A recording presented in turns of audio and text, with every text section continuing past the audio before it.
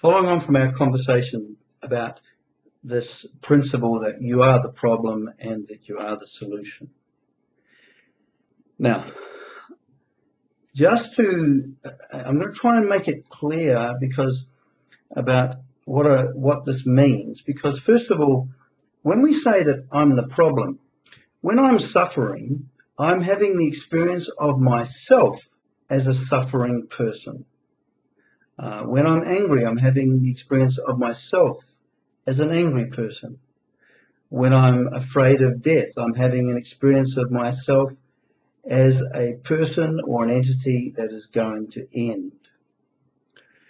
So when we're talking about human suffering, we're talking about I am feeling suffering as myself, so that the suffering and myself are one and the same. And what I'm striving for, of course, is to be a self that isn't suffering. So I'm not searching for approval. I'm searching to be an approved of person. I'm not trying to search for superiority. I am seeking to be a superior person.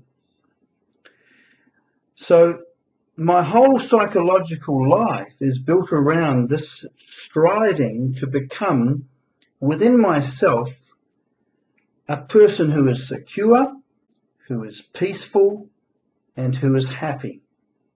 Now, this striving is common to us all as human beings. We don't necessarily like to acknowledge this fact, but the fact of the matter is that often within ourselves we feel insecure, we feel disturbed, and we feel unhappy. And from that, we start to strive to become a person who is secure, who is peaceful, and who is full or happy. Now, in order to do that, because we feel we are lacking in security and peace and happiness, what happens is that we feel that we can gain these things if certain circumstances or certain people are in certain ways in relation to us.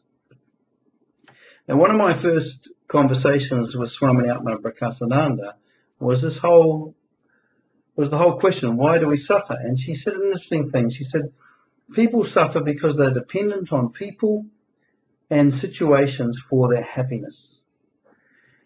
And so here we're looking at the thing of, I as a human being often am attempting to become happy within myself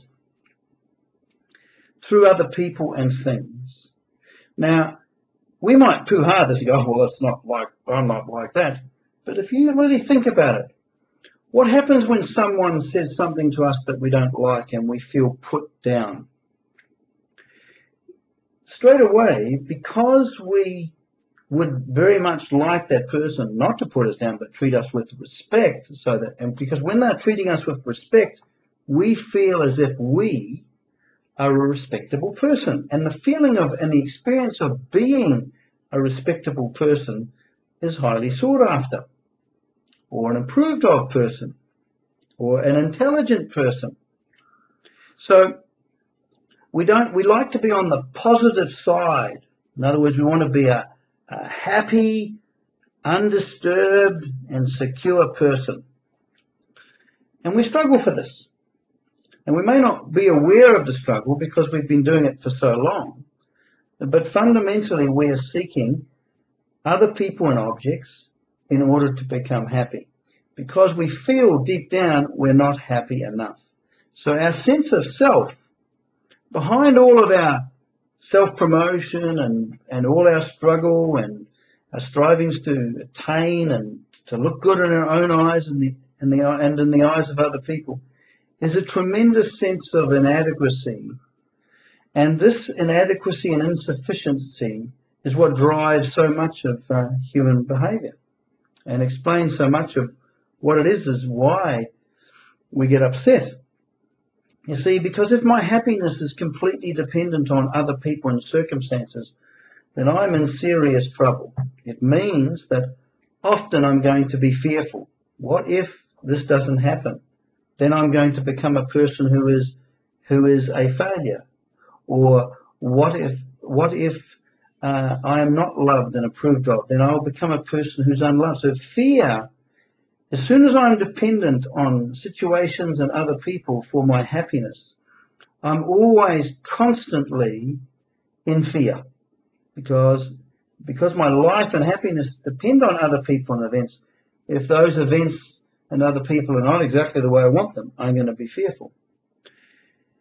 Let's imagine that I've actually achieved something. I'm a person who, in my own eyes, am exactly the way I want to be now. The problem is that people can actually, the experience is that they can take that away from me. And when they do, I can't help but hate them.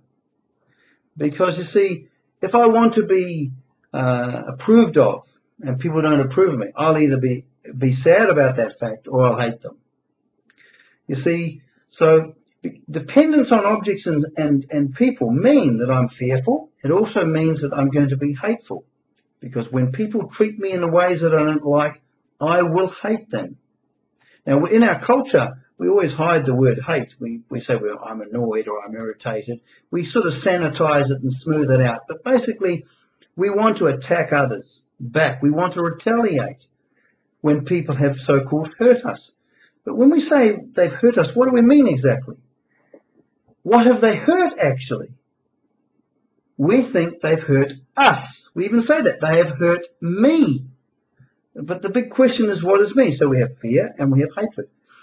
Then also we lose things. So what happens is that everything that comes into our life, unfortunately, is going to go. Everything is always is shifting. So if I want to be loved and I lose that love, then I feel very sad.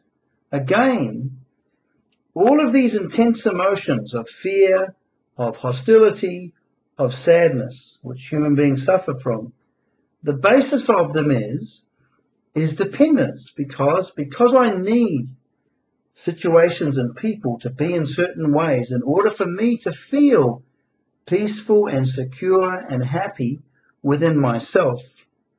I am constantly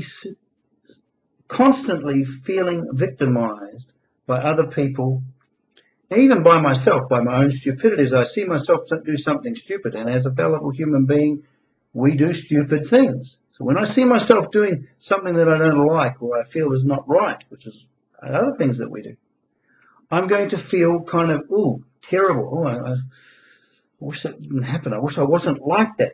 And again, it's the question, I wish I wasn't like this. I wish I wasn't like this.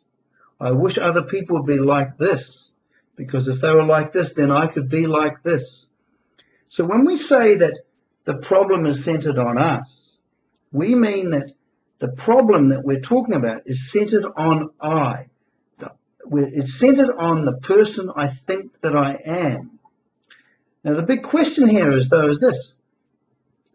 Is the person that I think that I am me? I mean, I obviously feel that way. So I'm having the experience of being a certain type of person all the time.